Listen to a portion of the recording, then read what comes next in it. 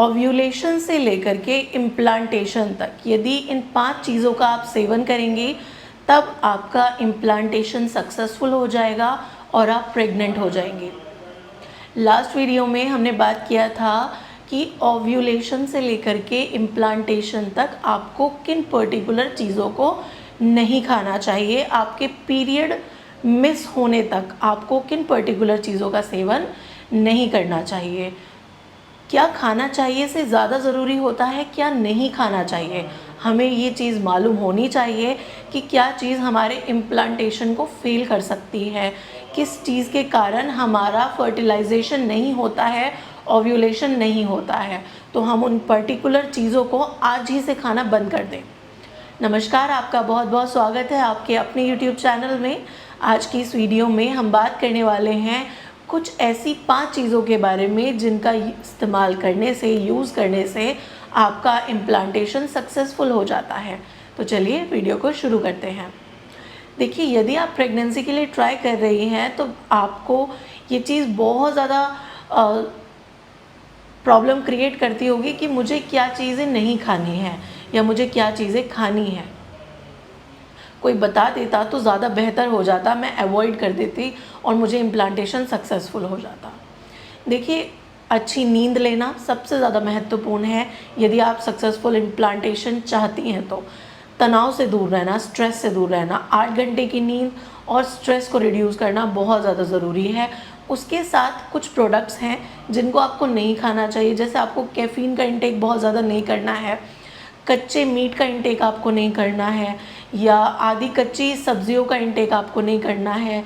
आपको अनानास नहीं खाना, ब्रिंजल नहीं खाना है, बैंगन नहीं खाना है, और आपको पपीता, कच्चा पपीता नहीं खाना। तो इन चीज़ों का आपको सेवन नहीं करना चाहिए।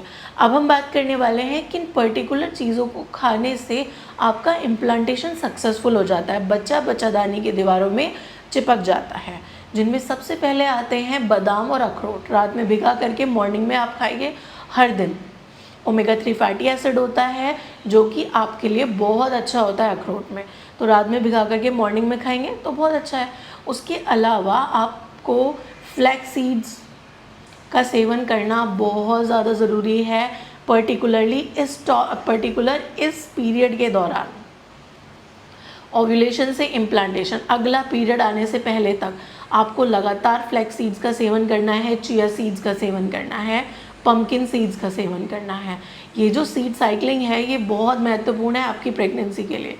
यदि आप समझ जाती हैं कि सीड साइकिलिंग क्या होती है तब फिर प्रेगनेंसी बहुत आसानी से रुक जाती है। तो आपको इन पर्टिकुलर सीड्स का यूज़ करना है, बादाम, अखरोट, चिया सीड्स, फ्लैक्स सीड्स, अलसी के बीज, एंड पम्पकिन सीड, कद्दू के बीज। इनका सेवन आपको करना चाहिए। नंबर 2, दूसरी चीज़ होती है vitamin B9, folate. Vitamin B9 का सेवन करने से आपका DNA रिपेयर होता है। तो विटामिन B9 का सेवन आपको कहाँ से आपको फोलेट मिलेगा? हरी पत्तेदार सब्जियों से, पालक हुआ, मेथी हुआ, इन सारी चीज़ों का सेवन करने से इस दौरान आपका इम्प्लांटेशन सक्सेसफुल हो जाता है, आपका एम्ब्रियो बहुत स्ट्रॉन्ग बनता है, एम्ब्रियो DNA को रिपेयर कर देता है। नंबर 3 होता है ऐसी चीज़ों का सेवन करना जिनमें अच्छी मात्रा में फाइबर होता है। अब आपको मालूम है फाइबर बहुत सारी चीज़ों में मौजूद होता है। फाइबर शकरकंदी का आप यूज़ कर सकती हैं जिसमें विटामिन A होता है, ये आपके एम्ब्रियो को स्ट्रॉन्ग करता है, आपकी यूट्रस की लाइनिंग को मजबूत करता है। तो शकरकंदी का सेवन करिए। एवोकाडो यदि आप यूज़ कर सकती हैं करिए, अदरवाइज़ उसका रिप्लेसमेंट है शकरकंदी। शकरकंदी का, स्वीट पोटैटो का इस्तेमाल करने से भी आपका इम्प्लांटेशन सक्सेसफुल हो जाता है। उसके अलावा आती हैं बेरीज़, ब्लूबेरीज़, रेस्पबेरीज़ और स्ट्रॉबेरीज़। स्ट्रॉबेरीज़ आपको बहुत इजीली मिल जाती हैं और अब तो मार्केट में ब्लूबेरीज़ और रेस्पबेरीज़ भी बहुत इजीली मिलने लगी हैं। तो यदि आप इसे ला सकते हैं, आप इसका यूज़ कर सकते हैं तो आपको करना ही चाहिए।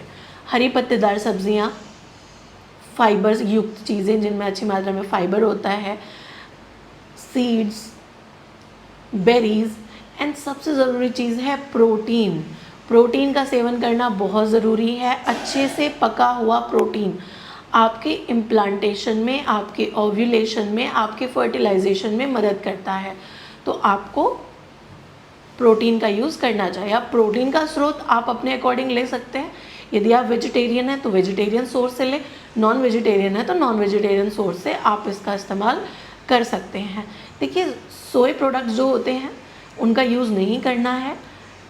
स्पेशली इस पीरियड के दौरान आपको मछली का नहीं सेवन करना है जिसमें मरकरी होता है, स्पेशली उस मछली का यूज़ नहीं करना है। सॉल्ट फिश जिसे हम कहते हैं उसका यूज़ नहीं करना चाहिए, वो आपके इम्प्लांटेशन फेलियर का कारण बन जाती है। तो इस वीडियो में मैंने आपको अच्छे से एक्सप्लेन कर दिया है क्या पर्टिकुलर चीज़ों का सेवन करना चाहिए।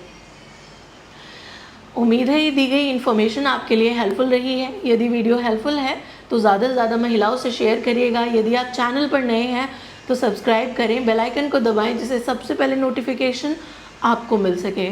धन्यवाद।